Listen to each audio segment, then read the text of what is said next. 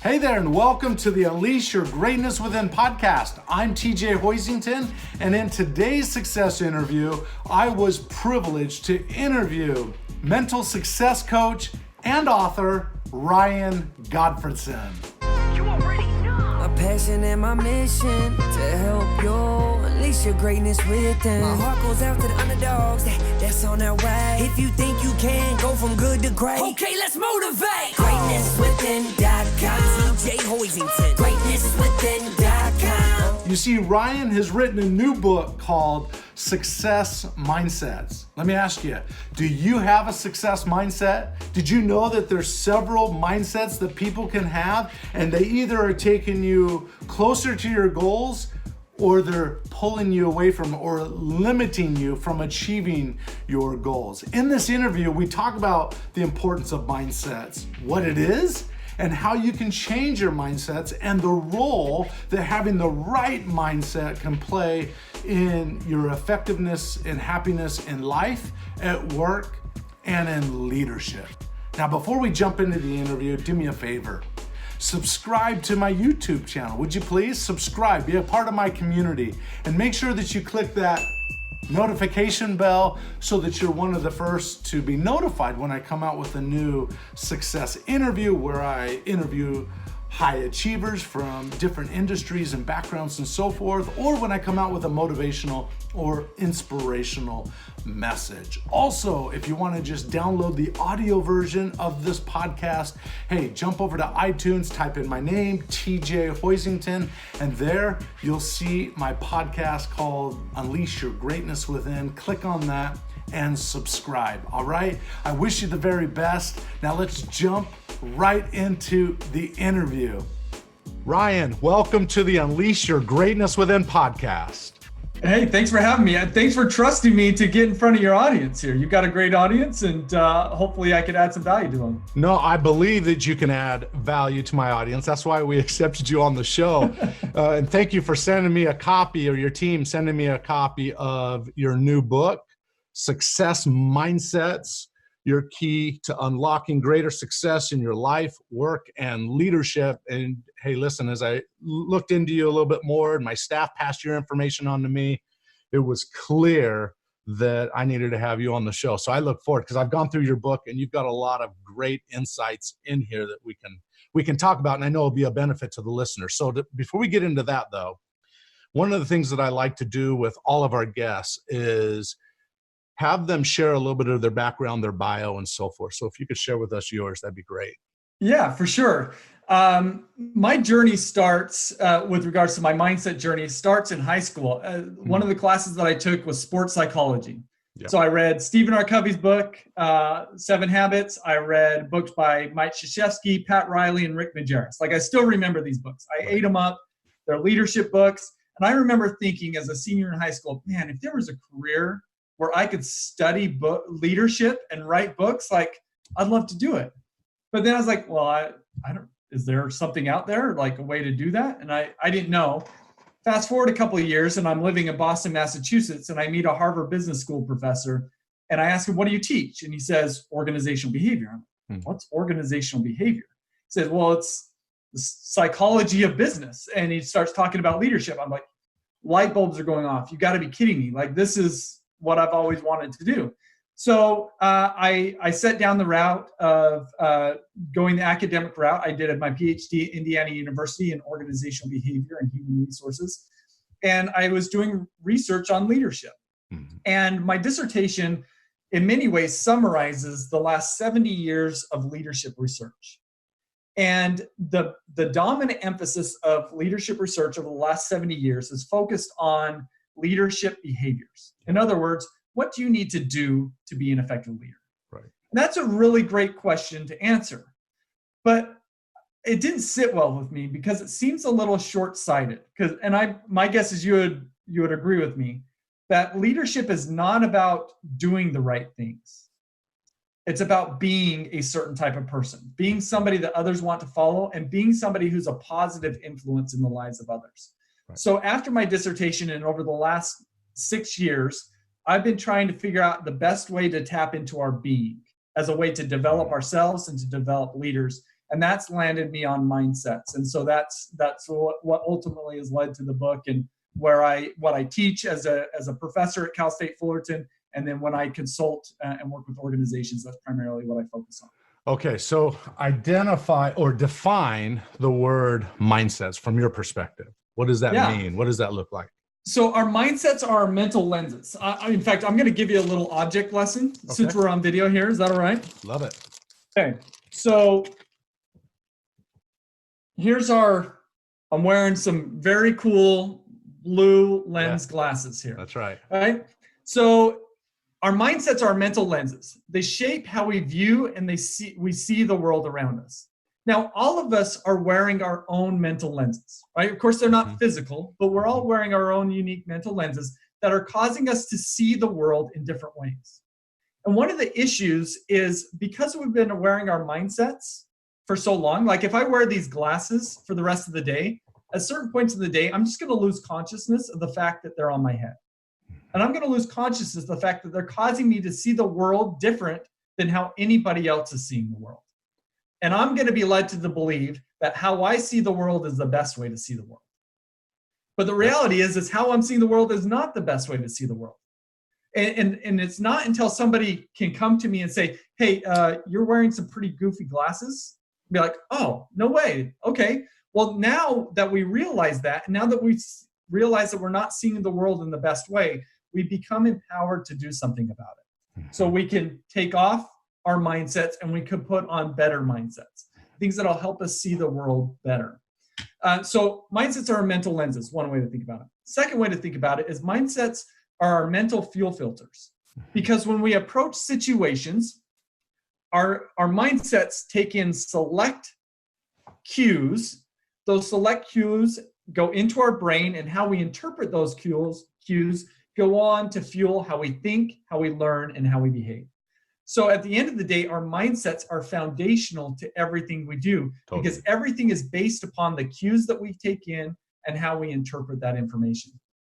So based on what you just said, and we agree, is behaviors, or at the root of behaviors would be mindsets, right? Yeah. So if we think about a pyramid in front of us, at the top is success, and we can call that a wide variety of things. Well, what immediately drives success?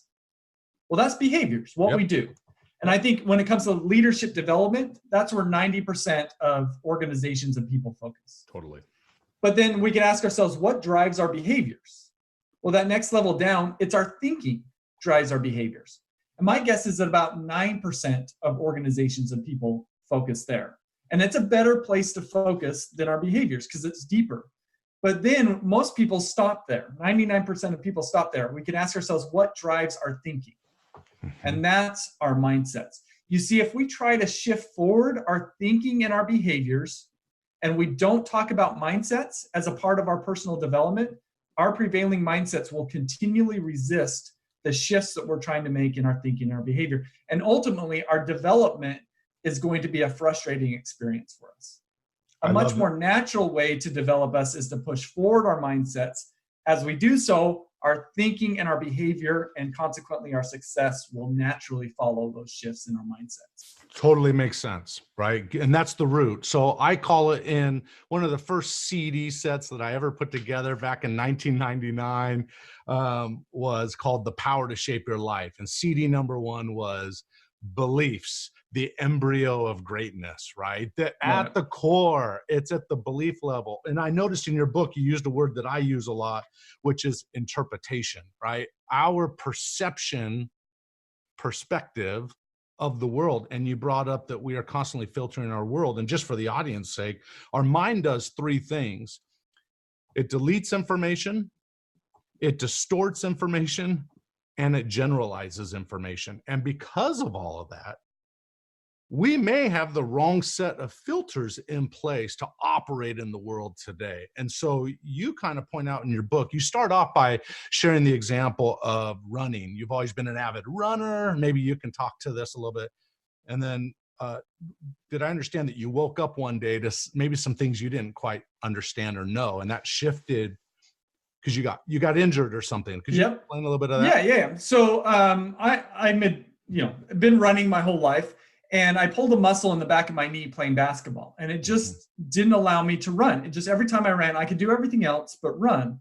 And I was trying all sorts of things to get it to heal, and nothing was happening. And so one day I had been through physical therapy and it's still not helping. I go to the running store. I'm thinking maybe it's my running shoes. And I go to the running store, and the guy at the counter says, when I'm checking out with my shoes, says, "Hey, we've got a running class on Saturday. Do you want to come?" And in my mind, I'm thinking, no, like I've been running my whole life. I am an expert runner, and you're asking me to go to a running class? Like, I could probably teach the class, is what I was thinking. But then I'm like, then the other part of me is like, well, you've tried everything else. Why not give it a shot? So I end up going to this running class, and in the running class, they focus on 4 elements of a proper running form. Turns out I had 3 of those 4 elements wrong. And as soon as I made those changes, within a week, my knee was better. Like, I could now run. And so the problem is we tend to, in the way that I talk about it in the book, is we tend to think that our thinking is the best way to think, right? Correct. Because that's our mindsets. Our life experience leads us to believe that how we see the world is the best way to see the world. But the reality is it may not be the best way to see the world. And until we awaken to that, we're going to continue to have good intentions and low awareness. And that's where leadership goes wrong, is good intentions, low awareness. Correct. Which leads us, and let's not go there yet, but it leads us to the concept of feedback. So let's put a bookmark there, and we'll go to that in a second. Yeah. Early in the book, let's talk about, you point out in the book that there are a person A and a person B type mindset. And you said someone who sees, and there's 2 different mindsets here, someone who sees challenges and failure, or disagreement, risk, and others. And so you say person A, in terms of challenges and failure, person A, find these as situations to avoid, versus person B, opportunities to learn and to grow. So what you're saying here is, if you have a challenge in your life, an optimum way to view that in terms of your research, and I think this is powerful, is to view it as a learning experience, not necessarily a situation to avoid, because it's in that place of challenge or failure. When you read most biographies of many people, you find that it was in that moment of distress or frustration, or their back was against the wall, is where they had their biggest breakthrough, because they shifted to see it as an opportunity to move forward rather than a dam to stop them. So what we're getting at here with this example we're talking about is people can see the same thing but interpret it incredibly differently. Yes. And it's how we interpret those situations, whether, seeing failure and challenges as things to avoid as opposed to things to approach. Some people see disagreement as a threat and get defensive. Other people see it as an opportunity to learn. Some people see risk as something to avoid. Others see it as necessary for being successful. You see, so people see situations, or can see the same situation, but interpret them so differently. And that, at its foundation, as we'll get to, is what these are our mindsets that's sticking in. And that's foundational, and these are foundational to our success. So what it does is I started to learn about the research that is demonstrating that how we see the world shapes how we think, learn, and behave. The question that I then had, well, what mindsets do I need to have to be successful? And the first place that I went to answer this question was a place any good academic would go, right? So I went to Google first. I Googled, what mindsets do I need to have to be successful? And I was just left feeling empty, because what I'm finding is that most articles aren't even talking about mindsets. They're talking about behaviors. Other articles, they're promoting one mindset, but they're not even giving like empirical data that's suggesting that the reasons why we need to have that mindset. And then you've got another article that's saying you need to have the exact opposite mindset. So for me, what is out there, for the most part, in terms of public domain on Google, if you look at mindsets, doesn't lead to any sort of answers around what mindsets do we need to have. So that's when I turned to the academic literature and research on mindsets, come to find out that mindsets have been studied for over 30 years. in different disciplines that include psychology, education, marketing, and management. And in each of these domains, they've focused on their own unique set of mindsets. And they've found in each, independently, they've found that these mindsets drive our thinking, learning, and behavior. And they also exist in sets that range on a continuum from negative to positive. And so what I've done essentially with my book is I brought these 4 mindset sets together into one framework. I believe that it's the most comprehensive framework on mindsets to date. And it's also empirically backed. Like there's 30 plus years of research for all of these mindsets demonstrating that there's certain mindsets that are going to lead to greater success than others. And so that's that's one of the main focuses of the book is 1, let's awaken to the power of mindsets, that they're foundational to everything that we do. And then 2, what mindsets do we need to have to be successful? And we focus on 4 sets of mindsets. And those 4 sets are, I think I pulled it up here, is fixed versus growth mindsets, open versus closed mindsets, prevention versus promotion mindsets, and inward outward mindsets. Okay, Yep. So these are the 4 sets. All right, let me ask you this. I think I know the answer to this, but I'm going to ask it for the sake of the audience. Can someone really change their thinking? Can somebody really change their mindsets? And how would they go about doing that? What are some of the suggestions that you have? Yeah, and that's why I love focusing on mindsets, because what research has found is that these are things that we could change relatively easily, and that when we change them, they have a tendency to stick around for a while.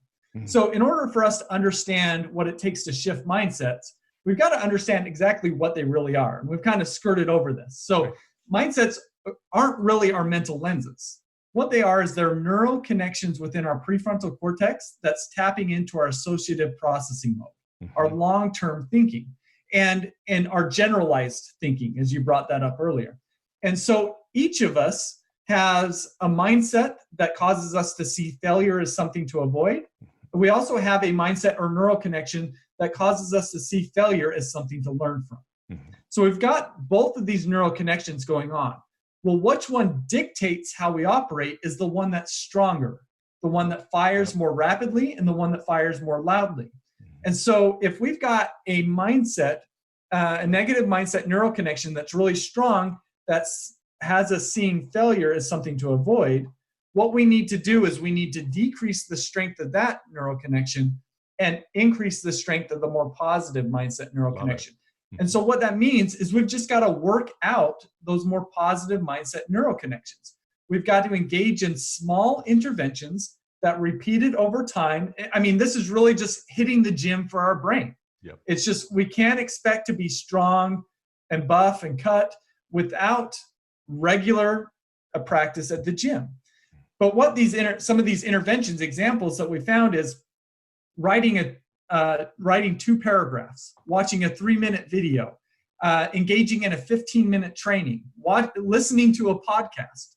These are all examples of small interventions that what research has found lead to effects up to 2 to 4 weeks.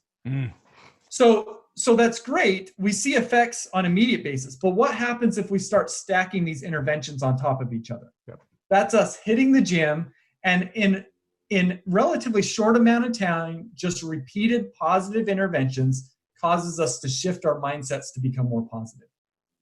I love that. I've been teaching that for years. Here's what I often tell my audience is, so I talk about upgrading your operating system. You upgrade your phone, you upgrade your computer regularly. Well, we got to do that with our mind. So then the question is, well, people ask, well, how do you do that? And I love that you have it in the research in the book. That number one, you got to feed your mind with the information that will propel you to a better place, right? Inspirational or associated directly with the goals that you're trying to move toward. As you fill your mind with that, all of a sudden you'll change your filter system, you'll change your associations and so forth. You know what I have found? And the second thing is, so feed your mind, but also get around people of like mindset or people that stretch your thinking.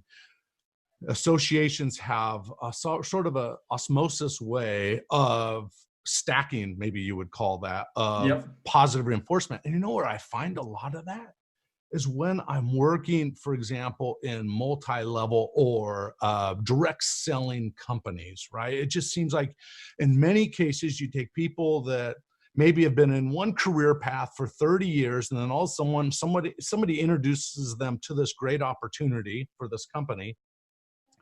And maybe they have a negative attitude, right? But over time, when they go to those meetings and so forth, the drip, drip, drip effect of believing at a different level, of seeing opportunities from a different perspective, all of a sudden you see those people a year later and they are almost totally different people. I've seen it over and over throughout the years, just the power of that.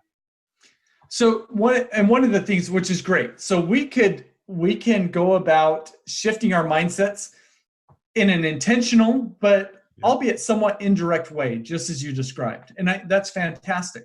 One of the things that I've learned is that I think that there's maybe a more direct way to go about doing this. Because I think one of the hurdles that you probably see as you work with people on this, when you say we need to upgrade our operating system, there's probably a decent amount of pushback of people saying, my operating system's just fine. Oh, sure. Why do I need to operate? Why do I need to upgrade it? And so one of the things that comes with my book, and it's actually free on my website, is a personal mindset assessment that people can take. It's 20 questions, take you 5 to 7 minutes, and it produces a individualized and comprehensive report on your mindsets. And what it's doing is it's comparing your current mindsets with 10,000 other people who have taken the assessment. Mm-hmm. And it's giving you really objective data about the quality of your mindsets across each of these 4 mindset sets. Mm-hmm. So it does is it helps you identify where you are and where you need to go. But to me, that's half the battle, because we need to understand where we're at, that we may have areas for improvement. And so what the assessment does is essentially says, here are the areas where you need an upgrade in your operating system, and you may not have been aware of that. Yep. And with that objective data and that awakening, we then become empowered to do something about it. Agreed. Awareness is critical. So let's shift that from a kind of awareness, being aware that maybe there is a need for change, which oftentimes when someone sees that they need to change, it creates a fever. And the subconscious mind is constantly going, but you don't need to change. You don't need to change. It's safe back here. It's safe back here. But then you have this ideal of where you want to go. That creates a lot of energy. And I know in terms, you talk about it in the book, in terms of becoming more aware, seeking feedback in your assessment is one way to do that. But you talk about the importance of seeking feedback, and you point out a bunch of examples of organizations that have done it and created cultures around feedback. Any thoughts on that? Yeah, I mean, part of this is, again, we're kind of coming back to there's statistics out there that say 60% of leaders damage the self-esteem of their followers. 60% of followers believe that 60% of followers believe that their leaders damage their self-esteem. 65% of followers would prefer to have a new boss compared to more pay. Yep. Right? So what the statistics say in terms of the state of leadership is that there's a lot of leaders that are out there. Like when I meet with them, they all say, I'm trying my best. Yep. But then we've got this almost the majority of followers that are saying, my leader is making my life more difficult. So how do you have this situation where leaders are saying, I'm trying my best on one hand, and followers are saying, my leaders are making my life more difficult? Where's the disconnect? Mm-hmm. And it starts with this good intentions, but poor awareness. Yep. Just how we naturally operate, or our natural mindsets that we possess, are preventing us from seeing better ways to operate. So let me give you one of the ways that might lead us into talking about these different sets of mindsets is, let me give you, each of these mindsets have an associated desire. So let me give you 4 desires. So there's the desire to look good, the desire to be right, the desire to avoid problems, and the desire to get ahead. Like, is there anything wrong with those 4 desires? No. Right? No. Well, at the surface, right? Because who wants to look bad, be wrong, have problems, and get passed up? Nobody does. But the problem is these desires are associated with the negative mindsets. And so one of the things that we can understand by seeing these desires is it's really easy to justify our negative mindsets. But the reason why these desires are so negative is because they're focused on ourselves. And when we have these desires in the negative mindsets, what it means is we are in self-protection mode, which is different than organization advance mode. And what we oftentimes don't realize is that there are better desires to have. So while looking good, being right, avoiding problems, and getting ahead are all good in a way, there are actually better desires to have. So instead of wanting to look good, we want to learn and grow. Instead of wanting to be right, we want to think optimally and find truth. Instead of wanting to avoid problems, we want to reach goals. And instead of wanting to get ahead, we want to help everybody succeed. And as we can elevate our thinking in that way and make that shift from the negative mindset desires to the positive mindset desires, we move from being self-protecting to organization advancing. And that's when we can have the positive impact that we all want to have. Love it and agree with it. Here's what gets in the way. Ego. Seriously, if you've worked with leaders, I've worked with leaders, I'll tell you what, they can receive the data and that mindset still says, nope, this is the way it needs to be done. This is how I was taught. This is, who knows how much upbringing has been involved with it and so forth. But ego gets in the way because when you look at the replacements for each one of those, it requires you to not get self-interest ahead of organizational interest, right? Yeah. I know that with my son, I've shared this probably a year ago on the podcast in terms of seeking feedback. As a dad, years ago when my oldest son was 12 years old, we were doing what we call a father and son interview, right? Just something we typically do with our kids on a regular basis. And I remember one of the interviews, I asked him, I said, this is only 20-minute interviews where we talk about life and what's bothering you. And this isn't a time to get after them on anything. It's more of a time just to be a listener, 80-20, right? Ask questions and listen 80% of the time and talk only 20% of the time. And at the end of the interview, I said, and I invite all leaders listening to the podcast to do this with your team. So this is the perspective. At the end of the interview, I said, I had this impression to ask this question. I said, Bryce, I've got to ask you a real question, and I want your real feedback. And I remember he was sitting on the master bed, his back against the wall. I was kneeling at the foot of our bed. And I said, tell me this, how can I be a better dad? And I remember his initial response was, what do you mean, Dad? You're the best dad ever. And I was thinking to myself, I know I'm the best dad ever, but just teasing. But I said, no, really, Bryce, tell me, what can I do better? And he paused and he looked down and he says, you know, Dad, it seems like lately you've been kind of snappy with the family or whatever. And I realized at that point that whatever it was, stress or habit or whatever, was getting in the way of truly connecting with my family at a deeper level. And he called me out on it. Well, I've often invited leaders to do the same thing. How can I be a better leader? And unless a leader can be humble enough to say, you know what, maybe the people around me can give me some good feedback that can help me be more effective. Did you do any research on any of that? Well, let me give you an example of this that I highlight in my book. There's a guy named Benjamin Zander. He's the founder and conductor of the Boston Philharmonic Orchestra. Has a great book that he wrote with his wife called The Art of Possibility. And he's got a great TED Talk as well. And he tells the story at the end of his TED Talk and in greater detail in his book. But as a conductor, his approach to conducting was, for the first half of his career, was the stereotypical conductor, this authoritarian leader. And he said, the way that I saw my people was not as people, but as instruments, there to play the music the way that I wanted it to be played. Then he says, but I had an epiphany. And the epiphany was, although I may be the face of the CD or the album, I don't play a note. And he said this caused him to change. And the change was, rather than seeing his people as instruments, he saw them as people. And his job became not to get them to play the music the way that he wanted it to be played, but to get them to play the music that they were best in the way they were best capable of playing it. And what he says about this is he says, this is how I judge success. Is I judge success by shining eyes.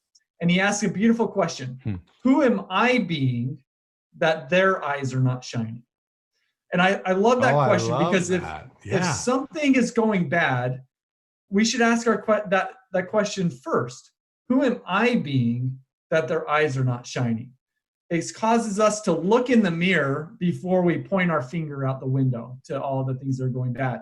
And again, that gets back to good intentions, but low awareness. If we can enhance our awareness, then we can capitalize more on our success. And feedback is one of the best ways to do that, for sure. Awesome.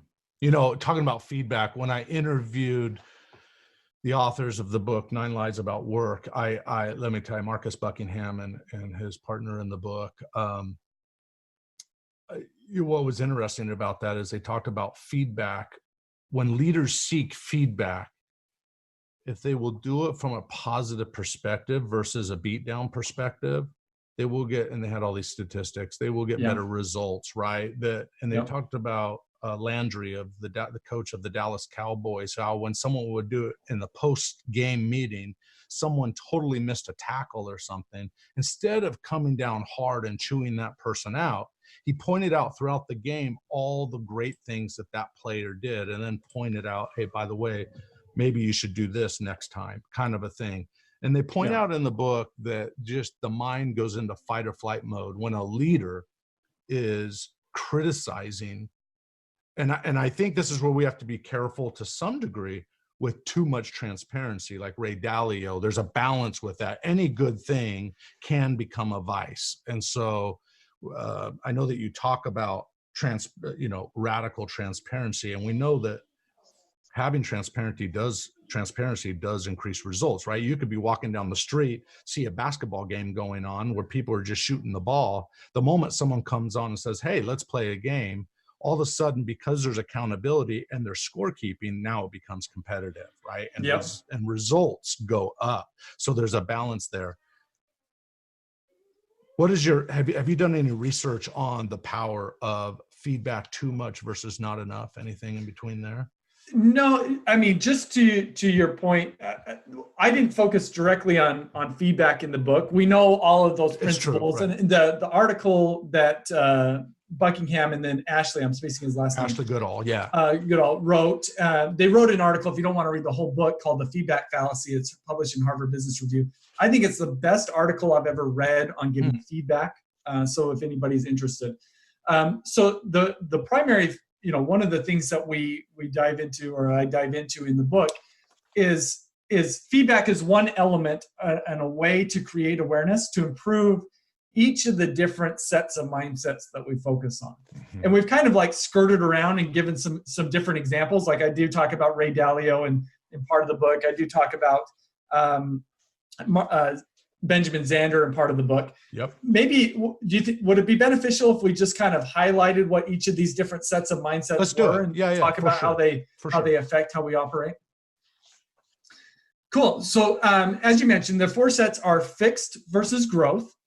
Fixed being negative, growth being positive, closed versus open, prevention versus promotion, and inward versus outward. Yes. And all of these mindset sets are foundational to everything that we do, and they cause us to see the world differently, and because we see the world differently, causes us to think, learn, and behave differently. So with regards to fixed and growth, the difference between the two is in our belief about our ability to change. Yes. You see, when we have a fixed mindset, we don't believe that we can change our talents, abilities, and intelligence. But when we have a growth mindset, we do believe that we could change our talents, abilities, and intelligence. And the reason why this is so critical to success is because if we don't believe that we could change, we have this fixed mindset, and then we fail, how are we left to interpret that? Well, we're left to interpret that as though we are failures. Let me give you an example of this. I have a nephew I used to play board games with. And whenever it got to the point where he knew he was going to lose, so we're playing Monopoly maybe, he knew he was going to lose, he would topple the table. right? What would make somebody topple a table in a game? It had to have been a fixed mindset that said, if you lose this game, you are a loser. Yep. Right? And so when we have a fixed mindset, don't believe that we can improve, our primary focus becomes on looking good. We want to validate ourselves. We run away from challenges because there's a likelihood that we're going to fail. And if something doesn't come naturally to us, we're going to want to change directions, which usually isn't a great thing. But somebody with a growth mindset, somebody who believes that they can improve, well, instead of focusing on how they look, they focus on learning and growing and performing and excelling. They believe that they can change. And so because of that, they are willing to take on challenges. They become willing to persist in the face of obstacles, and they're more likely to engage in effort to reach success. So over 30 years of research on fixed and growth mindsets have led experts to say that it's the most important factor that leads to success, because it's the only thing that will allow us to take on challenges. And if we can't take on challenges, we're never going to reach success. So that's the first set. Does that make sense? Totally makes sense. Gotcha. The next set is the difference between closed and open. So when we have a closed mindset, we're closed to the ideas and suggestions of others. And when we're open to others' ideas and suggestions, and we're willing to give them time and thought. Now, a open mindset doesn't mean we just run with whatever ideas people give to us. We can always have a stiff back, but what we learn is that it's really important to have a soft front, to be able to take in information and sit with it, even if we disagree with it. And so when somebody has a closed mindset, and we probably all, even as we talk about this, probably somebody comes to mind in your life that, oh, that's a closed-minded person, right? But I think, hey, not to be controversial, but I think that's much of the culture right now. Closed, a little bit, right? Yeah, open and closed mindsets. But I like the way you described that, having a soft front, right? Being able to hear, like I interview people on this podcast and I sometimes go, interesting. I sometimes don't agree or don't fully understand or whatever, but you would never know that because I'm willing to take the data in, try to associate it with something I've learned in the past and vice versa, and let that person have a voice. Okay. So anyway, not to take you off. No, that's great. And so it leads to the question you bring up, why, if we think, why are so many people closed-minded? Well, what drives people to be closed-minded is that they believe that they are right. Yeah. And when we believe that we are right, we want to be seen as being right. We want to have our ideas supported.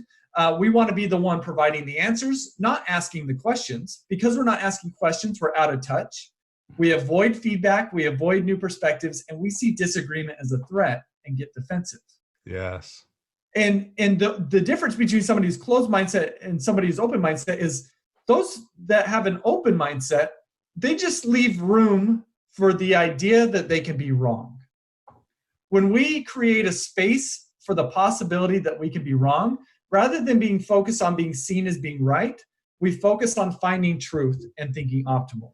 Love it. Rather than be the one providing the answers, we're asking questions. We're inviting new perspectives. We're inviting feedback. And we see disagreement as an opportunity to learn and grow. So, and I find that in organizations where leaders have that open mindset are much more effective at leading their teams than those closed mindsets. Well, I mean, it speaks to some of the research that Google has done. They did a big research project called Project Aristotle, which they looked at what makes our top performing teams top performing. And they found one primary factor, and that was psychological safety. The belief that you could speak up and take risk without fear of negative repercussion. Love it. And the only way you can have psychological safety is if you have that open-mindedness. Good. So that's the difference between closed and open mindsets. Good. The next set is prevention versus promotion mindsets. So when we have a prevention mindset, we want to avoid failure. When we have a promotion mindset, we want to seek winning and gains. So to explain the difference, I want us to imagine we're a ship captain out in the ocean.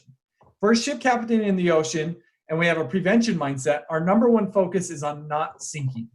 We don't want to take any risks. We want to avoid problems. We don't want to rock the boat. So if you are a ship captain in the middle of the ocean and you have this prevention mindset, what happens if a storm comes on the horizon? What is likely your behavior? Well, first of all, are you already on the water? Yeah, we're on the water. You're just going to protect yourself from drowning, right? I mean, yeah, you're going to protect yourself. You're going to go to a port where there's safety. Yeah. Right? But is that port where you wanted to go? Not necessarily. Not necessarily. Because of your fear, you may go to a different port, not the one you intended, because of your fear that you probably wouldn't make it to the port you're intending, right? Yeah. So you end up in a destination that you didn't intend to go to. And that's when we have a prevention mindset. Mm-hmm. When we have a promotion mindset, it's not that we're not concerned about seeking. Our number one focus becomes on reaching our destination, or at least making progress towards that. So when a storm comes on the horizon, we are left to ask ourselves, is that stand between where I am and where I want to go? And if so, that means that we anticipate problems. We batten down the hatches. We become willing to take risks, because at the end of the day, that's where we're headed. Mm-hmm. And we need to get there. So if you imagine like the Pilgrims, if they set out to come to America and a storm comes on the horizon, they've got a prevention mindset. Guys, I don't know if we should face this storm. Let's just go to Portugal and call it good. Mm-hmm. Right? Yep. That's safe, but it doesn't lead them to what they wanted to do. Mm-hmm. Right? So it's only when we have a promotion mindset that we're able to end up in a destination of our own proactive design. Because usually the destinations that we want to obtain, it's going to require walking through storms, going against the current. And unless we have a promotion mindset, it's never going to happen. So we need to have a purpose. We need to have a why. We need to have goals that allow us to be promotion minded. If we don't, our default is going to be prevention minded, which another way to say that is being comfort focused. Yes. We're going to just do what is easy and go the path of least resistance. Correct. So that's the third set of mindsets. The fourth set is the difference between inward and outward mindsets. And this is where the example of Benjamin Zander comes in. So when we have an inward mindset, we see ourselves as more important than others. Mm-hmm. And when we see ourselves as more important than others, we typically see others as objects. And when we see them as objects, we'll either see them as barriers that are getting in our way, or tools or instruments to advance where we want to go. Mm-hmm. And so we kind of use them or throw them out. But when we have an outward mindset, we see others as being just as important as ourselves. Their needs, wants, and interests matter just as much as our own. And when we have that mindset, we're able to see them as people and value them as such. So when we have an inward mindset, we're like Benjamin Zander, who saw his musicians as instruments. He was seeking the spotlight. He was limiting his players' presence in it. And he wasn't bringing out what was best for them. He was bringing out what was best for himself. When he switched to an outward mindset, he became willing to share the spotlight. He invited other people's presence in it. He tried to unlock the potential of his players, as opposed to just rigidly have them play the music the way that he wanted it to be played. He wanted to unlock their personal greatness. And that's the difference between an inward and an outward mindset.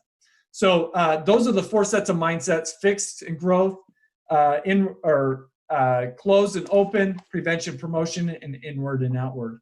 And to me, and I hope just by going over these and just kind of briefly explaining them, I hope that one of the powers that you see in this is that we're providing labels to something most people have never had labels for.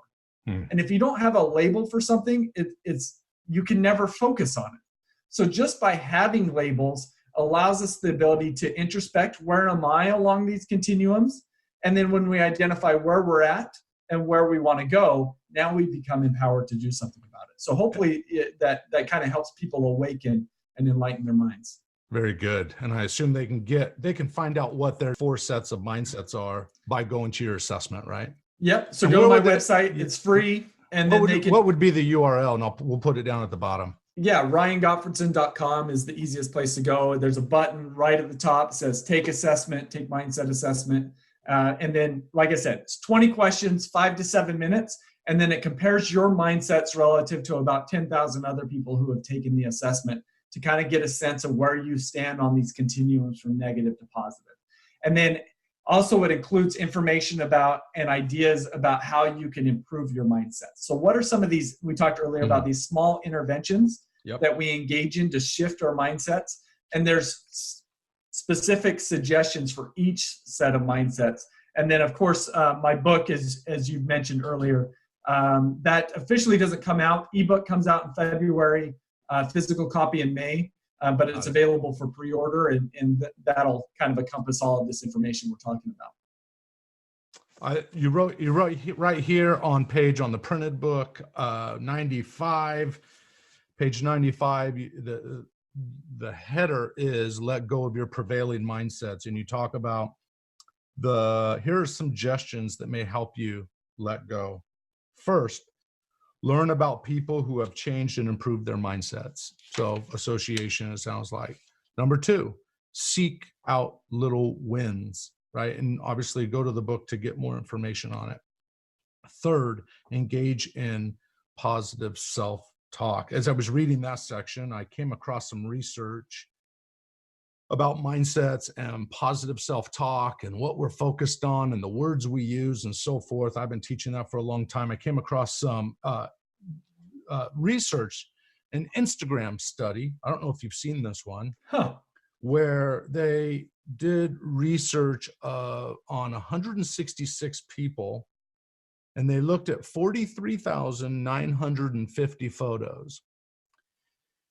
Half those people were diagnosed with bipolar depression in the previous year, and the others were considered optimists. Here's what they found. Depressed people predominantly use the Instagram filter Inkwell most of the time, which turned the image black and white. Interesting. Yeah. The optimists predominantly used Valencia, which brightened and enhanced the colors of the images that they posted. And I just want to emphasize here, and you make a point in the book earlier, don't blame your circumstances. Have a growth mindset, have an opportunity mindset, no matter what the challenges in your life. Figure out a way, use it as a way to figure out, okay, what can I do now as a challenge? And I love that I wrote it in here somewhere. Let's see if I can find it real quick. So this would be on page 92.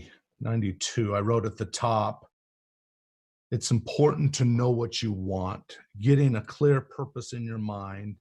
And I just like the point you point out really strong in the book, having meaning and purpose. And that's vital for helping you filter your world. And then I get toward the end, you tell the story about Ignaz Semmelweis. That's a great example of blind spots.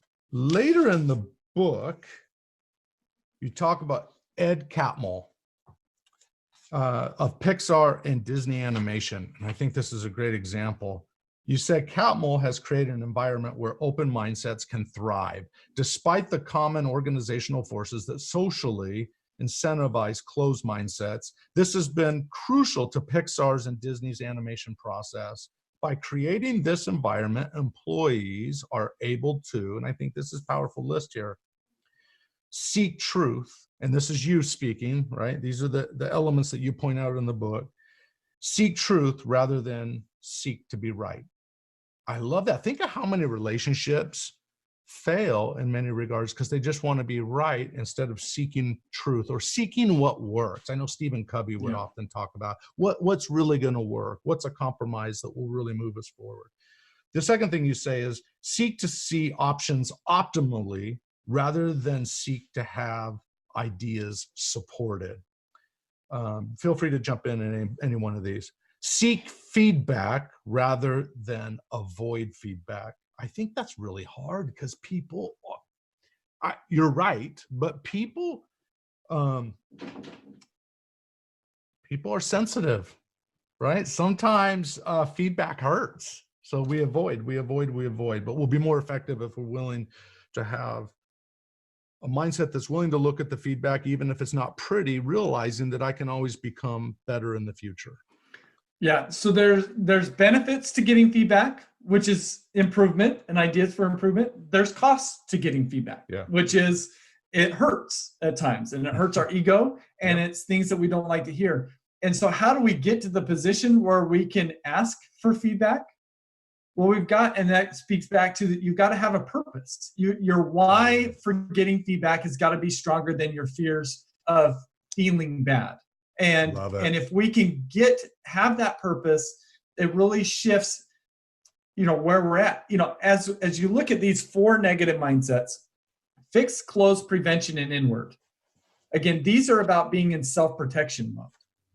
And oftentimes these come about because of the environments in which we are operating, cause us to want to self-protect. We're in a cutthroat environment. Our natural defenses go up. Our negative mindsets kick in.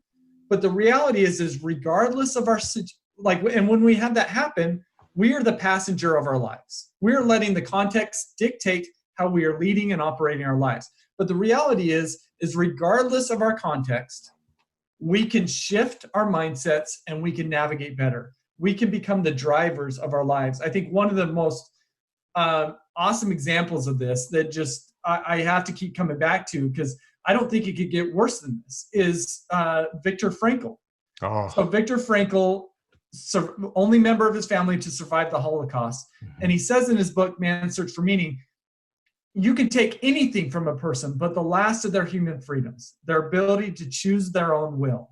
That's right. And if somebody that survives a concentration camp can say that, like I could say that regardless of what I go through, is I could choose my own will regardless of what I'm going through. And this, just understanding these mindsets and awakening to them, I hope helps people to take greater ownership of their lives, to develop a greater purpose, so that ultimately at the end of the day, that's the purpose of the book, is help people to become more successful in their life, work, and leadership.